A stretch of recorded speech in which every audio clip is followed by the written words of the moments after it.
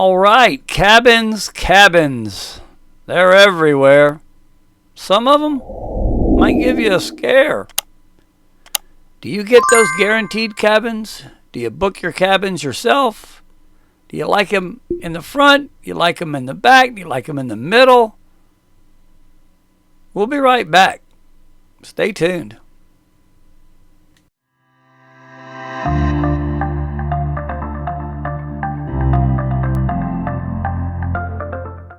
All right, and welcome back. I'm Patrick, and this is Party of Two Cruising. Again, want to thank you for watching. Let's start out with the cheapest cabins on board, which is going to be inside rooms, guaranteed rooms. If you get a guaranteed room and you say, I want an inside room, you could get an inside room with bunk beds. You could get 2 double beds that convert to a king. But there's probably not too much that they can actually do with a inside cabin. Now, when we move to the ocean view cabins, remember you're going to have a window, but that doesn't mean you can really see out your window as well as you'd really want to. You may end up with a lifeboat blocking your view. You may get one of those special cabins that the window runs from ceiling to floor, but there's all kinds of machinery and stuff right in front of your window blocking your view. And then your last one is a guaranteed balcony. Guaranteed balconies, like we had one on the Magic last month, and it turned out to be a cove balcony, which is right under the lifeboats, didn't block our view, and we actually really liked it. And that was, again, the first guaranteed balcony we ever had, letting Carnival pick it for us, but it was such a good deal, and that's what came with it. And we lucked out. There was nothing blocking our view at all. Now, if you were stargazing, maybe, because you had lifeboats over you. But we thoroughly enjoyed it. So you have to be very careful, and I'm going to show you some different things that can happen here, starting with an ocean view. All right, then you can end up with a great balcony, or you could end up with some balconies like these with, again, lifeboats in your way, machinery in your way. But they are guaranteed balconies. They just kind of block all your view. Now, if you want to avoid all that, just pick your own room, pay a little bit more, and then you can actually choose the location that you want. Now, interior rooms, pretty much doesn't matter where you get, but we're going to cover that at the end of the show. There are some bad rooms, even though they're interior rooms, because of location. But you can also get yourself, for like $20 extra on Carnival, I've seen it go up to $40 or $80 for the entire cruise, but you can get yourself a porthole room. They're not bad. That's what we get when we go on the fantasy class ships, the Elation, the Ecstasy, the Paradise. We usually just get the inside room price and get the portholes. All right, and then they have other rooms that are considered inside rooms, but yet they have a nice big picture window, and but they're located on the very front of the ship. And the reason they can't call them ocean view rooms is because you can't see the ocean. And the reason being is you have a handrail on the very bow of the ship that goes all the way down to the deck, so you can't really see out. The other negative about these on the Dream class ships for Carnival is those are called the hidden decks out there. Not a lot of people know how to get out there, but they're on the very bow of the ship.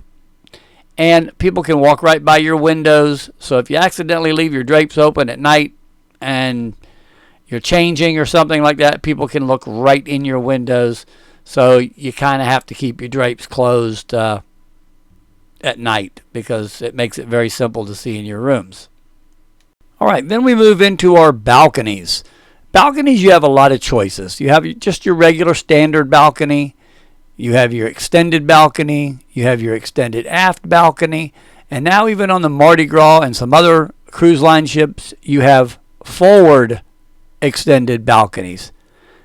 Now, I'm pretty sure it gets a little bit windy up there when you're underway, so I'm not sure how those would be. I'm not sure I would even try one at this point. But they probably are pretty cool coming into a port and getting some video of that coming in. Now you can still end up with those blocked views on a balcony. Now, your cove balconies usually aren't blocked. I like those now because they're really close to the water and you really get that feel of being on the ocean. But then you can also get some cabins like these that also are blocked and you really can't see out or see the water down actually below you. All right, and then lastly are your suites. Now, suites can get a little crazy. If you haven't never had one and you haven't seen any, you can get 2-story suites with a balcony, with a slide. And you can see right here, I'm not sure I spend enough time in my room to pay that kind of money on a suite like that. Even if I was very wealthy, I'm not sure I would spend that kind of money on a suite like that. Because technically, me and Terry, we don't spend a lot of time in our rooms. And to me, it wouldn't be worth it. All right, and then the final rooms are your single rooms for those solo cruisers. Carnival, I don't believe, offers them at all unless they're now on the Mardi Gras. If you know the answer to that, do me a favor, leave it down in the comments because I have not been on the Mardi Gras yet. That's not till March, and I'm not sure they have them on that newer ship. I know some of the older ones do not have those, so you end up having to pay double occupancy in any cabin, and the only thing they don't charge you for is the port charges and taxes that they'll give you back before you sail. Single rooms, they're smaller rooms. I know Royal Caribbean and NCL offer those. I'm not sure you really save a whole lot when you divide up the 2 people that are in a regular room versus that solo room, if you're really making that much money to have that, or saving that much money to have that smaller room. So, alrighty, now on to the big part. Where to get cabins, where not to be on that ship. Alright, number 1 rule, always stay away from being under the Lido deck. Now the Lido deck, if you start just past the spa area on the Lido deck, underneath on deck 9, and we're going to use the Magic here as a reference. So Lido deck is deck 10. Avoid anything from the spa all the way to the aft of the ship. And the reason being is at night, after the deck party, if they have a deck party, they start taking up all the chairs, and you can hear all that. And then you might fall asleep at that point, and then about 4:30, 5 o'clock, somewhere in that area, they start putting all the chairs back out on the deck, and you can hear each and every one of them. Now, one of the places also under the buffet. You might say, well, it's quiet in the buffet. It's closed at night usually, other than the pizza. And sometimes the pizza's on the very aft of the ship. Sometimes it is inside the ship in the buffet area. But you have sliding glass doors. Avoid being under those for sure. If you have to end up on deck 9, that's fine. But stay away from those sliding glass doors. And it's not really the door going back and forth, because remember, there's still workers that come in and out all night long. And then when they start cleaning, they run their carts over that threshold going into the buffet, and you hear that all night long. How do we know? Because we had that room on the Legend. And all night long we heard them pushing their carts and their cleaning machines over those thresholds. So number 1, avoid deck 9 at all costs, except underneath the spa area or underneath the Lido deck in that area, because it stays pretty quiet up there in the very front. All right, another little place to avoid is right in the middle of the ship. When you're trying to book your cruise, they show the middle of the ship or the aft or the front of the ship, and they always tell you the middle of the ship is closer to all the action. It is closer to the action. It's closer to all the noise as well. Look at this diagram right here, and look at how many cabins are right there in the middle of the ship in that area. Now, all those people got to come back to their rooms at some point in time. And all those rooms are going to be flowing by your room. Say you have a balcony right by those elevators. You're going to hear everybody that gets off those elevators. And we know how people are at 2 and 3 o'clock in the morning when they're coming back to their cabins. And they've been drinking a little bit. And they're not quiet. And you hear everything and everybody's conversation coming back to their room. So try to avoid the middle of the ship as well. Down anywhere on any of those decks. especially if you are below the promenade deck. Because if you're below the promenade deck, you're going to hear all that noise as well. Some of the older ships still have the bands right there by the casino, and there's also a set of stairs right there by the casino. If you're down one deck over there or on that deck, you're going to hear all that noise at night. Now, normally by 11, 12, 1 o'clock at the very latest, most of that is shut down unless you're down there by the nightclub. And then if you're near those cabins, you're going to hear those as well.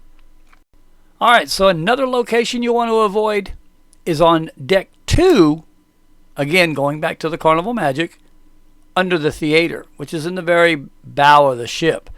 It's also down low, and if you're going to a port like Grand Cayman or Half Moon Cay or one of those islands that drop an anchor, you're going to hear it there as well. Now, one thing about the theater on the Magic is pretty much the shows are over by 11 o'clock. But if you go on the Sunshine, where they turn the theater into a nightclub, then you're going to hear that noise as well. You're going to hear basically the pounding and the stomping, and you will definitely hear the bass from the bands that play in the theater there. All right, now let's talk about some of the cabins that are good to get in some of the great locations that they are, if you like peace and quiet. So first of all, let's start with the bow of the ship again on the upper high decks up by the spa area. The spa closes pretty early. It's pretty quiet up there. And one of the best places to get is right at the dead end of the hallways and those front rooms that I told you about earlier that have the picture window, but they're really inside rooms. There's not a lot of traffic up there. So generally, once you go to bed at night, you're not going to hear too many people coming up there, because the only people that are going to come up there are the people that are in those cabins. All right, and next is the opposite end of the ship. The aft end of the ship is probably the quietest. You might get a little bit more vibration back there, but for the most part, it's the same as the very front, because it's not a lot of heavy traffic, because the only people that are going to probably come back to the back of that ship on that deck is people that are staying in those rooms. Now, our favorite rooms are these back corner rooms where you get an extended balcony, and your balcony goes to the side of the ship as well as the aft of the ship. Now, we still like the very aft, but we more like those corner rooms. You're going to pay a little bit more for them. But we've actually got some decent deals on them where we paid just maybe a couple $100 more, but they're awesome rooms. And the one we had, and you got to check the layouts, because they're only going to show you the one picture of that corner cabin for all of them. Now, we actually had the bed, the head of it was back against the wall like you see behind me, and it actually faced out, looking out the windows. So we basically never closed our drapes in that room either, because nobody could see in. And that was one of the great rooms there as well. All right, the only other thing I'll say about the aft balconies on a little bit of negative side is if you don't like the sun and you don't want to get wet when it rains, you pretty much, as you can see in the picture next to me, there is not much protection from the elements. You do have a little overhang right by your door, which is probably a little narrower than your regular balconies. And one of the things I worry about is if I'm out there leaning on the rail or sitting in a lounge chair, I'm worried about somebody on the top deck accidentally dropping their drink on me or something from up top. But anyway, that's it. I want to thank you for watching. Please do me a favor and hit that subscribe button. Hit that notification bell. If you like what we're doing, give us the thumbs up. It helps the channel. And we'll see you on the next one. Take care. Party of two cruising.